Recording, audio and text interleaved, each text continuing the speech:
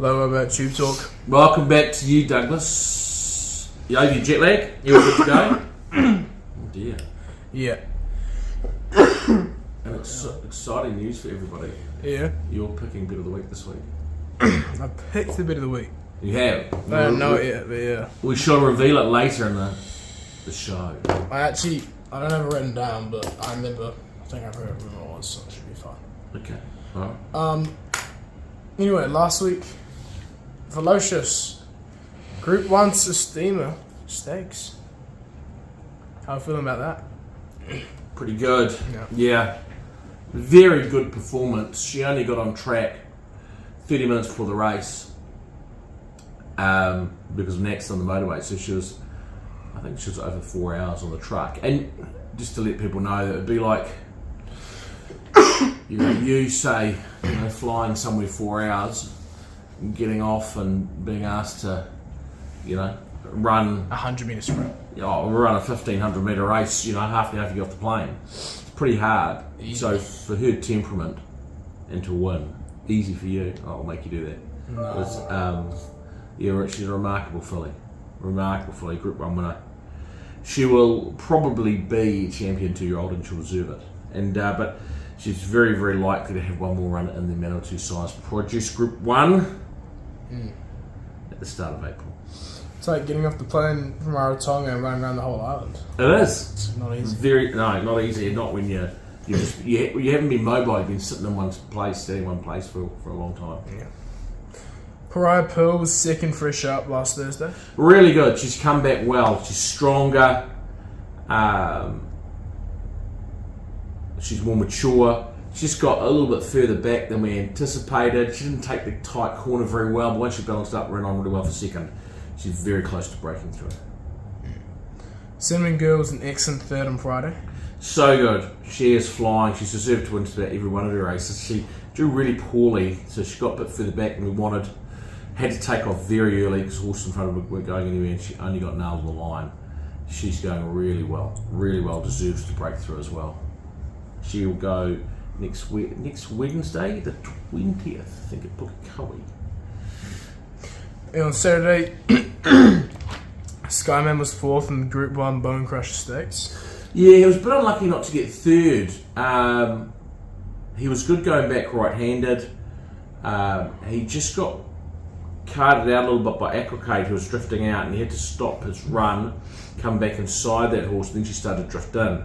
And he was only grabbing the last 3 strides for third, so he should have run third. But he ran fourth. It was a good run, and I think there's more improvement on him. I think we put a set of blinkers on him, might just sharpen him up a little bit. So he's still got another race or two to this preparation. Then on Monday, Kavanos was second, sorry. Yeah. So she's come back. She only had one start prior to this. She had a spell. She's come back and she's gone 2 seconds, 2 narrow seconds, and she's improving all the time. Her maiden win is very, very close. Very, very close, and 3 starts for 2 seconds. She's looking quite promising. And on Wednesday, Bit of the Blarney was a much improved third. Way better third. He in the city at Doomben, jumping up in distance to 1,660 metres, and unfortunately he drew wide and he got back last in the round. They walked in front and he pulled quite a bit. Once they quickened the speed, he finished off really well, and I think if he'd settled closer or the Ted been a stronger tempo, he could well have won the race. So big improvement from him. We've always known he's got good ability. He's won his debut race very well, so it's great to see him just get back on track. This week, on Saturday at Tauranga Race 5, we have Imperial Empress. Yeah, it's a light week this weekend. Imperial Empress, very promising filly. 2 starts for a third and a first. She was very impressive last start, which you're seeing here. She's got a nice draw. She should be able to posse up relatively handy, get the run of the race. It's a race with lots of similar horses, lightly raced winners for the most part, but she looks very promising. It's her first time right-handed at the races, but I think she is a very good top 3 chance. Then on Saturday at Geelong, race 8 is Opera Belle. We scratched last week because the track was just going to be rock hard for her. So she's second up. She's a stayer and she likes it wet. So any rain will really suit. She's going up to 1,700 metres, still short of her best distance. But she's really improved and showed good zip first up. So from a midfield barrier draw, hopefully she can settle just forward of midfield with cover and relax. And I think we'll see her run well, but it may be when she steps up to 2,000 metres next start that we really see her put a hoof in the till. But I'm expecting another improved run from her. She was 7th last start. I think she'll run better than that this week. And then finally, Sunday. Geez, you're struggling, mate. Sniff. At Yarra Valley, race 7 is Logan Street Line. The Yarra Valley Cup. It's a cute wee track. It's like Moonee Valley, quite tight corners, short home straight. Unfortunately, he's drawn wide. He's probably got to start from barrier 9 or 10 of 10. But he gets into this race with a relatively light, lower weight than he's been carrying. You're seeing him run here last start, and he was carrying at least 2.5 kilos more than the 3 horse that finished in front of him. And he was very brave, beating about a half a length. He's knocking on the door for a win. He's probably just going to have to go back a little bit and get cover in this race, but like I said, he's dropping in weight. The distance really suits.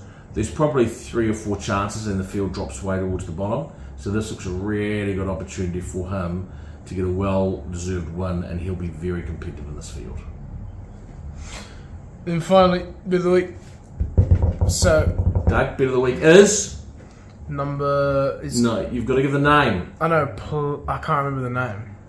I can't remember what it starts with. So this is working with a teenager. I said to you to write. It's the only week it's happened. Yeah, but I said and the only reason I'm doing with the week is because you've lost too many in a row. I said write it down. Non-de plume. That's it, non-de plume. She's paying $5 or $4.80 in the St. Ledger at Treatham on Saturday, which is race number 4. Race 4. Yeah. I don't want to go Taringa. We already had an Emperor Empress in Taringa, so yeah. I want to diversify. So non-de plume, low weight, very good run in the Amdale Cup last start. Possibly an even better run at Trentham, the start before the Trentham Stakes.